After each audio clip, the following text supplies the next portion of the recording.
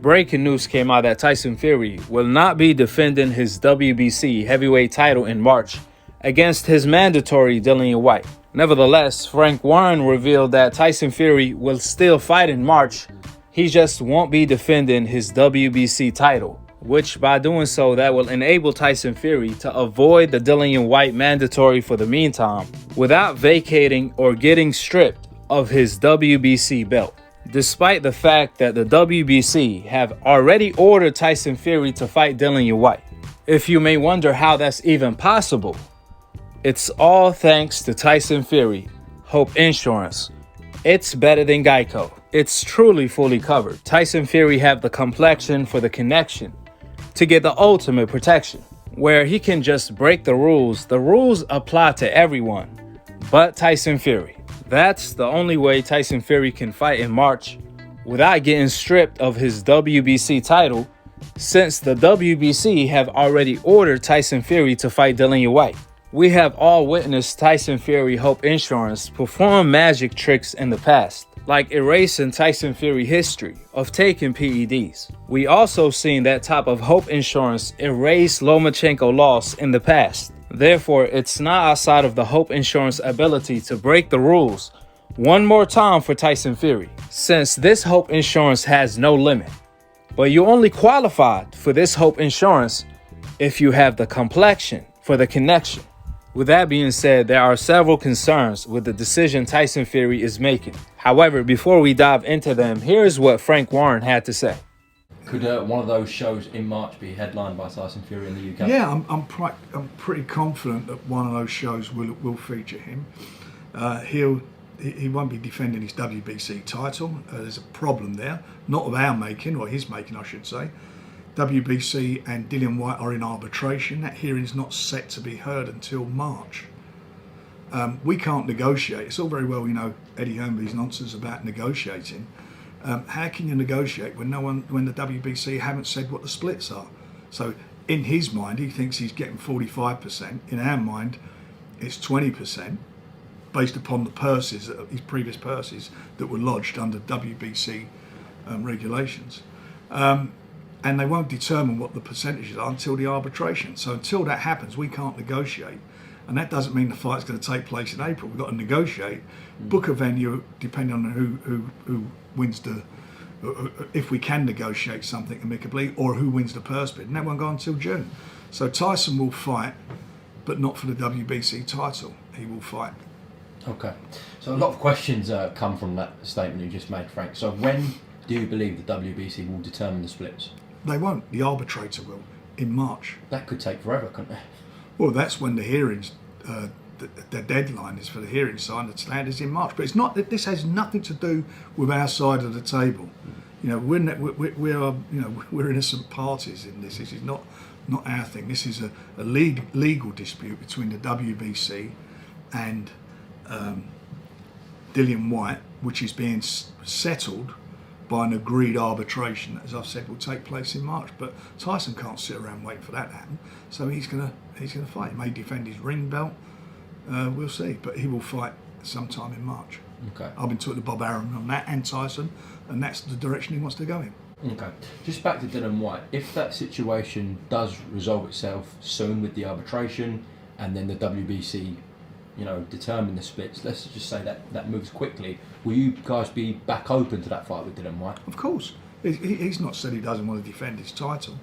And if those negotiations do commence, a lot of people believe a deal won't be reached. Do you see that differently? No, I believe that where there's a will, there's a way to get it done. But if there's not, then it go to purse bid. Whatever it is, it is. I just say that because obviously you guys are saying 80-20 for your reasons. They're saying 55-45, so it's quite a long way off. What do you think their reasons are for saying they want a 45% split? Because he was interim champion at one time, but he got beat, and he had a rematch and got it and won back. But that changed the position. But more importantly, purse bids are determined on. Remember, once he got beat, that finished his position as interim champion. He then had another fight.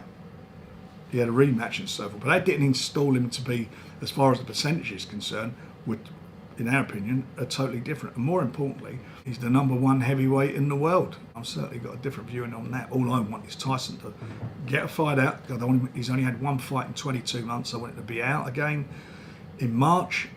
Then get rid of the obligation with Dillian Whyte, based upon the terms of what's being decided. And then I want to see him come through that fight and then just fight for the 4 belts. I don't want nothing else. I personally don't want nothing else in the way. I'm going to leave the link for the full interview in the description box below. Now, first of all, Frank Warren seems like he was not informed on one thing. Dillian Whyte is still the heavyweight WBC interim champion, despite the fact that he was knocked out by Povetkin in 2020, losing his interim title to Povetkin in the process. At the end of the day, or at least the night, Dillian Whyte came back and avenged that loss by knocking out Povetkin right back in 2021, which by doing so, he regained his position as the heavyweight WBC interim champion, which is Tyson Fury mandatory. Titles are won and lost inside of that ring. So since Dillian Whyte is the WBC interim champion, which Frank Warren didn't acknowledge, is the reason why Dillian Whyte is asking for around 45% to 55% split, since Tyson Fury is only offering him an 80-20 split. However, according to the WBC rules, the interim champion gets a 45% split and the champion gets a 55% split. Now, Eddie Hearn already revealed that as long the offer is fair, they willing to take it. It don't have to be 45%, but as long it's not 20% either. It has to be fair, since Dillian Whyte has a huge fan base as well. Second of all, we all know Tyson Fury never defends his title unless it's through arbitration. We have seen this unfold before with Wilder, and now it's Dillian Whyte's turn. For the people that don't know, Dillian Whyte took the WBC to arbitration since he already knew Tyson Fury is part of the WBC Witness Protection franchise. Therefore, he had no faith in the WBC doing the right thing. So he took the WBC to arbitration in order to secure his title shot, which was brilliant on his end. So I was under the impression that Dillian Whyte have already won the arbitration when the WBC ordered Tyson Fury to fight Dillian Whyte. But apparently not. The arbitration meeting is set to be held in March for the purse split decision. So I'm not exactly sure if there's more than one case taking place, because as we all know, the WBC have already ordered the fight. Furthermore, what's the purpose of a champion if he's gonna win the title but not defend it against the tough challengers? That's equivalence of a lion marking his territory in the jungle, then abandon his territory few seconds later, not defending his own territory he marked. This is equivalence of what Tyson Fury is doing. Fury is the gypsy lion, the lion without the crown, the lion without the territory. A homeless lion is what Fury is. More importantly, since Usyk and AJ are having a rematch in March, why would Tyson Fury want to cherry pick in March instead of handling business with his mandatory so he can be free to fight later in 2022 against the winner of AJ versus Usyk rematch? That would be the logical thing to do. But if Tyson Fury cherry picks in March, that would mean he will have to fight Dillian Whyte in June, July, August, which may delay the undisputed bout all the way to possibly 2023.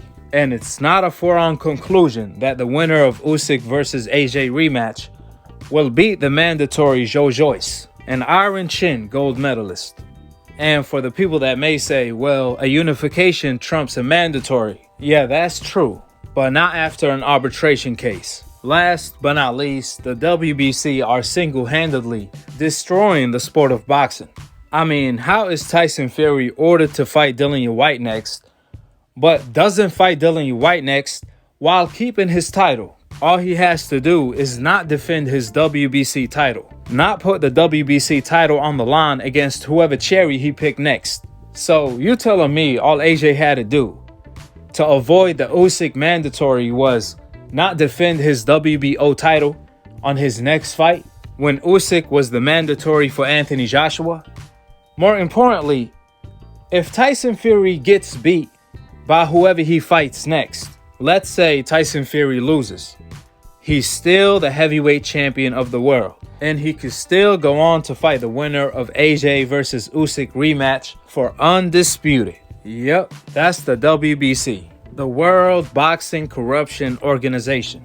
And the way Tyson Fury is avoiding Dillian Whyte, this is the third time Tyson Fury turned down a fight with Dillian Whyte. If anything, this further confirms Tyson Fury getting dropped multiple times in sparring against Dillian Whyte. With that being stated, drop your thoughts in the comment section below, subscribe below, and click on the notification bell to be continued on the next episode of Akhi, TV. Peace, and I'm on to the next one.